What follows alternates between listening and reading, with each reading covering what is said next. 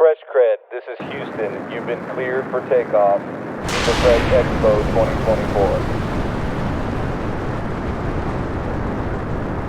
5 miles an hour, starting away.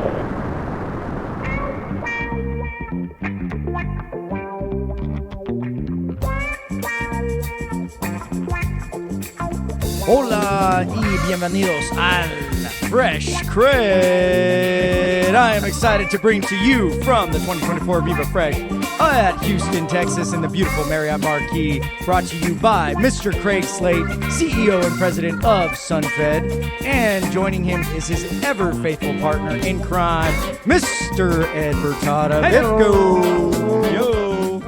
All right, so joining us now, our next guest is Mark Hoppenjans with Sev-Rend. Mark, thank you for being with us. Thank you for the support. Thank you for your partnership. We've been yucking it up here for a bit before starting. I feel like I've said a million words already, but there's a million more to be said probably somewhere in there. So, Mark, I didn't ask if this was your first Viva show. It is my first Viva show. Oh, great. Yeah. So, we have something definitely to talk about. Nice. We're just getting started. What do you think so far? I mean, it's a regional show. Mm-hmm. I'm sure you've been to large expos in the past. Mm-hmm. You've been in the business. We'll get into that here in a minute. But so far, so good? I think a very personal show. People seem very comfortable. They want to talk about business, but they also want to enjoy themselves. But I think everybody's very accessible here. Yeah. And that's what I like about shows this size. But I think they do a particularly good job here. Yeah, I think a mix of the industry, a mix of the format. I saw people yesterday in the lobby. It was like a scene out of a movie. I mean, people were running to each other and hugging and like so excited. There's just really great vibe. So it's a very competitive business, but there are definitely a lot of relationships. I mean, now at this point, there are folks like this guy over here that I've known for quite a number of years that not competitive. Admittedly, if I didn't see him for a long time, I'd probably be excited to see him, but I see him all the time. I agree, Ed. I think in produce it is competitive, but it's kind of an all boats rise thing. Mm-hmm. I think everybody wants to see everybody else do well, and there is some best practices shared and a lot of overlap. Mm-hmm. So compete on business, but at the same time, well wishes for everybody. Yeah. Mark, you're with Sev-Rend. Mm-hmm. Can you tell us a little bit about Sev-Rend? Sure. What do y'all do? I mean, let's start there, and then we'll talk about some other dynamics as far as we're based out of Southern Illinois, so the closest city would be St. Louis. We're way down in the south part of the state from Chicago. We've been there about 30 years, and the Williams family's been in packaging for over 100. Wow. We're kind of that boring Midwest company that doesn't have any debt on the financial side, but also very aggressive and ambitious with new materials and getting to know customers. I know, we talked about HEB and really getting in to the innards of their business and making sure we're creating value. Mm-hmm. And so we're growing. We're in Canada as well as Mexico and all over the country, shipping a little bit outside. We're growing our team also, which is fortunate to have everybody here. But I think just really wanting to grow within produce and wanting to innovate and willing to listen to customers on what they want, but at the same time, really focusing on the consumer cost component, which we both know. Oh, yeah. Produce is a big thing. Yeah. So, how long have you been with them? I've been with them a year, but I've been adjacent to them for 17. They were a customer. I'd mentioned to you that I was in corrugated prior. So they used to be just 3 blocks from where I was located with a customer. So I remember when our new building was built here at Sev-Rend, and I'm from Belleville, which is adjacent to Collinsville. So actually, when I'm back at headquarters, I stay in the house I was raised in. Wow. And my mother and brother still live there. So it's good. It's a good, soulful company, and we do a lot of good things. That's cool. Yeah. So where are you at now? I'm based in California, so most of our focus is within the Midwest there in Southern Illinois, but we also have a presence in Phoenix and Atlanta and Indianapolis and Northern California as well. And then I'm in the Palisades on the west side. But we're all on the road a bunch and, enjoying being in the fields and being in the packing houses. That's the fun stuff. Well, most of what we do is being in the field. No doubt. Most of our products go on automated machines. A very small percentage is hand packed. So you want to make sure that it's packing quickly and the materials are working. The operators of all the machinery are kind of our biggest advocates. We also spend a lot of time in stores. The produce managers kind of tell us, what the barometer is for our products. So What's your biggest commodity that you guys work with? Okay, so our biggest product line is wine glass tags and then netting and film. So if you think of a bag of onions, you think of citrus, avocados, sweet potatoes, and apples. Those are the main commodities we're dealing with. And now you'll never pick up a bag of netting again without thinking of you. Without having that warm feeling of the bass drum, right? But Like a warm blanket. that's right. We're also in pouches. Okay. And we do form, fill, and seal. So if you think of like a Doritos bag coming together, that actually starts in a roll and gets sealed, form, filled, and sealed. Yeah. And so we also provide that film, but a lot around automation and automated solutions on the consumable side. So where do you, with the packaging, how do you see that world transition? Looks like, compostable seems to be a big thing. There's people wanting to reduce packaging. What kind of things you guys doing along those lines, or where do you see that piece part of the business going? Yeah, I think everybody's had their moment with sustainability and trying to understand it, and that's really the biggest challenge is that sustainability is first confusing, and then what's the business case? And so, utilizing the materials we have, we are a plastics and flexible packaging company. We do have the solutions you mentioned, biodegradable, compostable, and we have different options in that space by all means. And we're very, very focused on all the retailer initiatives because ultimately the retailers are driving packaging guidelines and specs. So I think we're looking for the balance point, and as sustainable materials are integrating themselves into the packaging supply and what their behavior is end of life, what we're wanting to make sure is that the costs stay in line and that these are realistic things happening because sustainability is going to happen gradually, not suddenly, because the consumer won't pay for suddenly, and that's where that business case comes in, and so we focus on that. Do you have a sense as to what's gaining traction? I mean, is it the compostable? Is it the biodegradable? Or is it just a sense of, recycled plastics? Where do you see, that going? Because like you said, everybody's kind of trying to participate in that sustainable space. But for your industry and where you're at, where do you feel like that maybe the future is?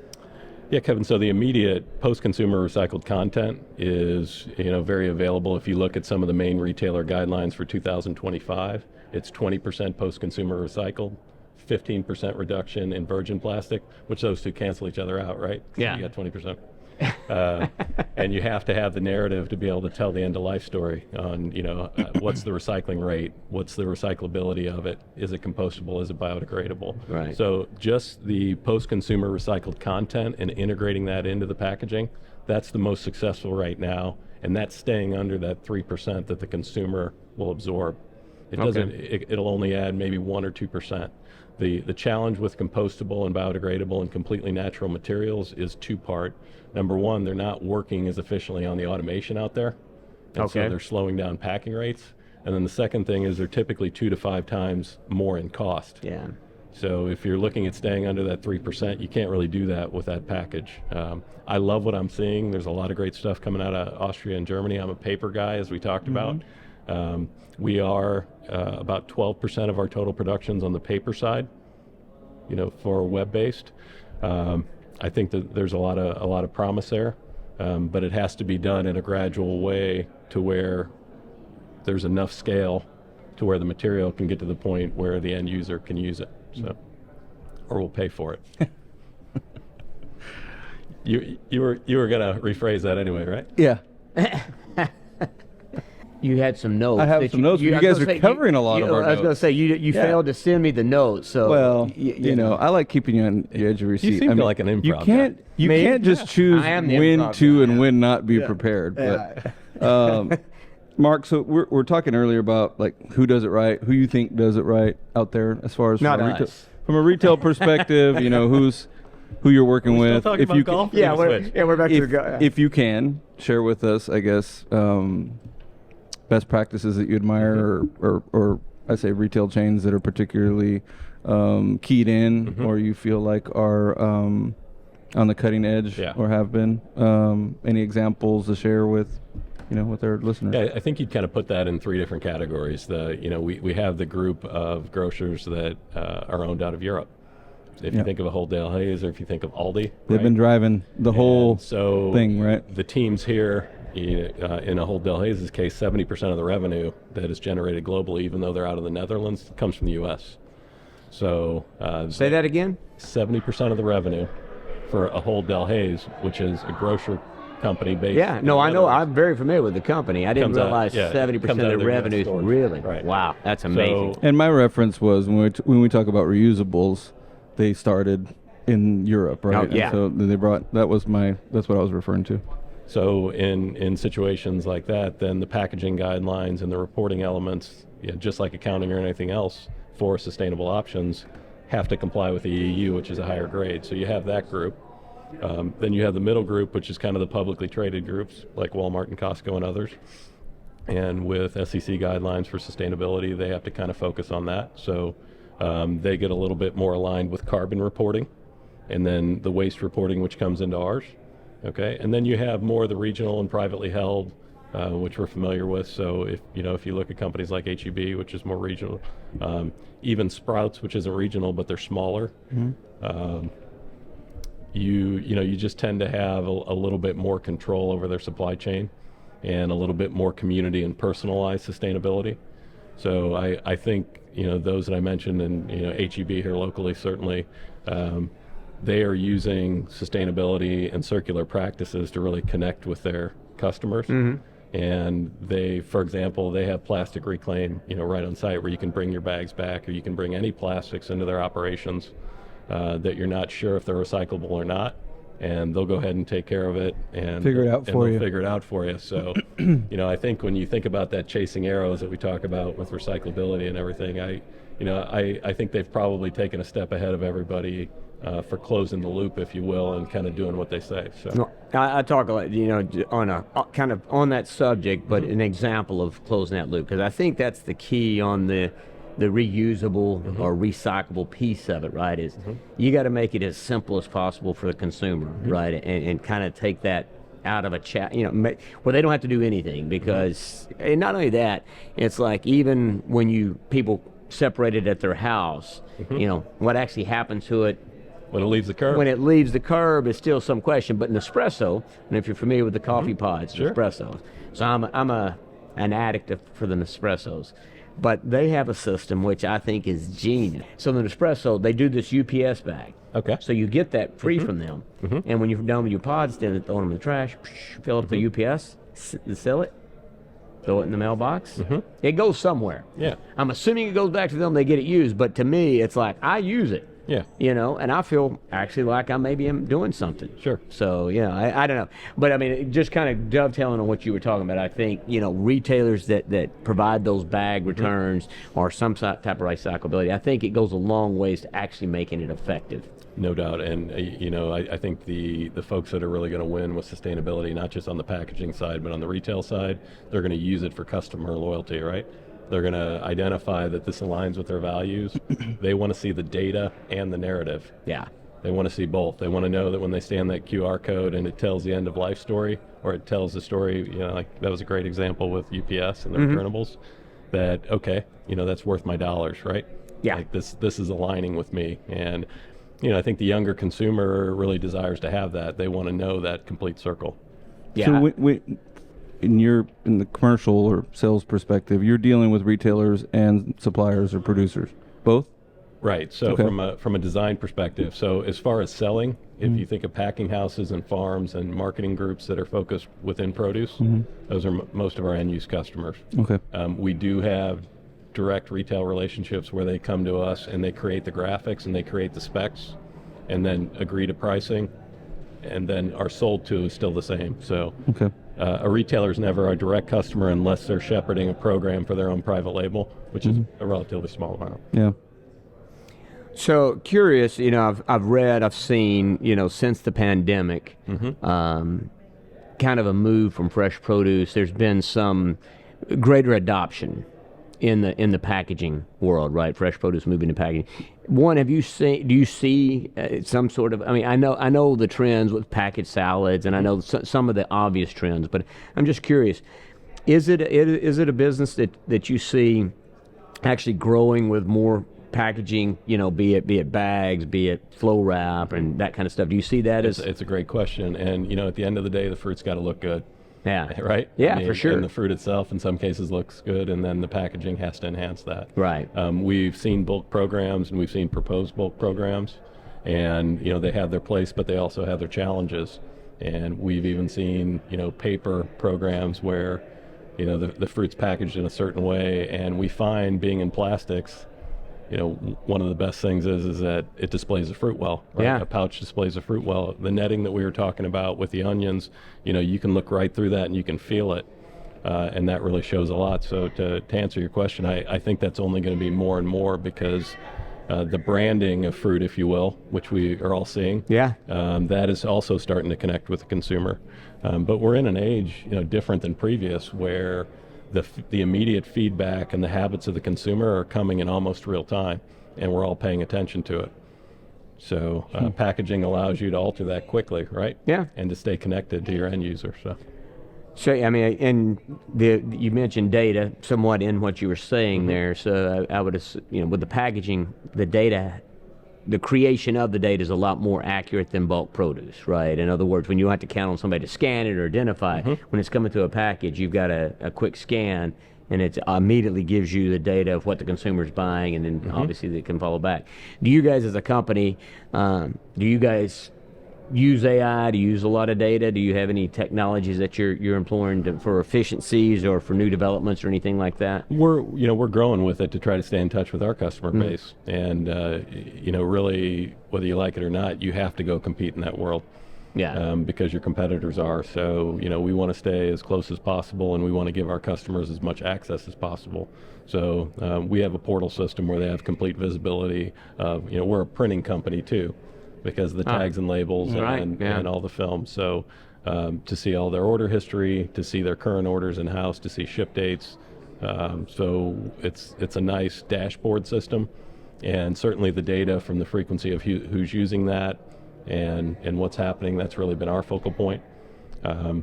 But I'll tell you that we got a great team. We spent a lot of time in the field too with the produce managers, and there's the data, but just like we're talking about, there's that tribal knowledge, of Stephanie and Chelsea, who talked to us about our citrus bags and how they changed, and we use that data, because if Stephanie handles 10,000 of our bags in 2 weeks, she probably knows something about them. So I don't think it's ever going to tell the whole story on our industry. You still got to talk to each other, which thank God, because all three of us like talking, right? So all right, a little bit about you, Mark, and we've talked about your company and what you guys do, but and we know from earlier conversation you're not a big golfer. He's a semi-professional pickleball That's player. He's starting a pickleball. Is that a pickleball association or something you're kicking? The American Pickleball Association of America. Champions of pickleball. What do you do in your free time? Sev-Rend is working for a customer event, yes. With 32 pickleball teams, maybe 64. So being that we're located. Pause. This thing's just too loud to overcome with editing. Jesus.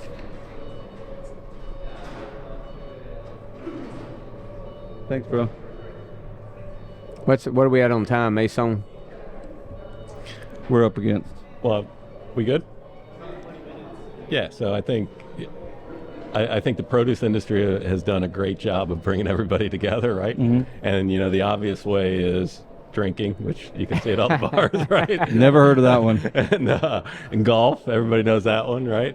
And then we have podcasts, which have been just they're emerging. A great development for our industry, and I think have a lot of viewership. I mean, it's not just that the quality's there, but the following, right? Yeah. And that is not easy to build. So full respect for that.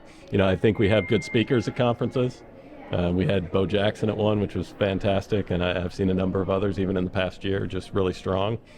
But of course, the emerging space here in bringing people together is pickleball, right? Oh boy, yeah. It just is. I mean, it's an addiction maybe greater than alcohol and golf. I mean, people, they put courts in their yard. I mean, they buy nets. It's it's crazy. I'm gonna have to try There's a discussion at our office, so we've got a garage there. Yeah. So we've already been pitching the idea. We're probably going to wind up putting a pickleball net inside the and you're going garage. to settle all disputes. Everything on right pickleball. there. Yeah. As So, you should. that's fair. Yeah, It seems yeah. fair. But tell us about this event Sev-Rend's putting on.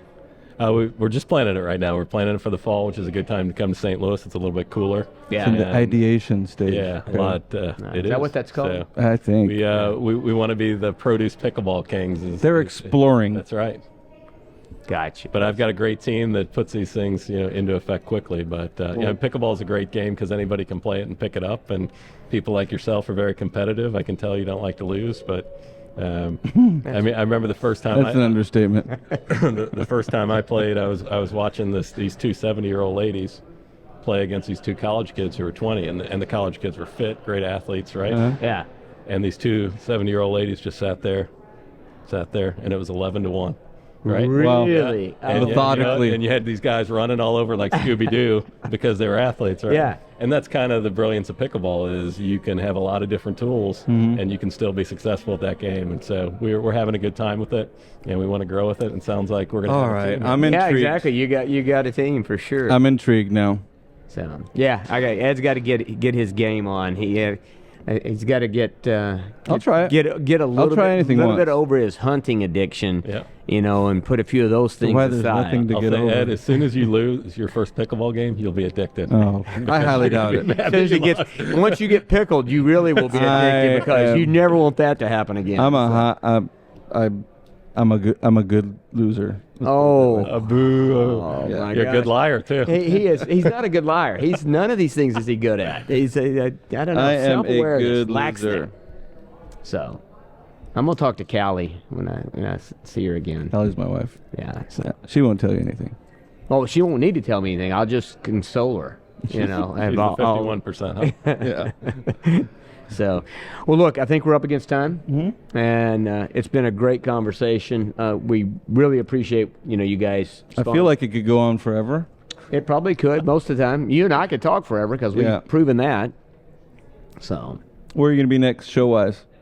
Trade show. At CPMA. CPMA. Yeah, I'll be in Toronto. We got to try to do CPMA next year. I'm in Toronto all next week. I was gonna say that's next then week, I'm in right? Oh, I know. It's not going to work for us this year. It's a week after next. It's in Vancouver.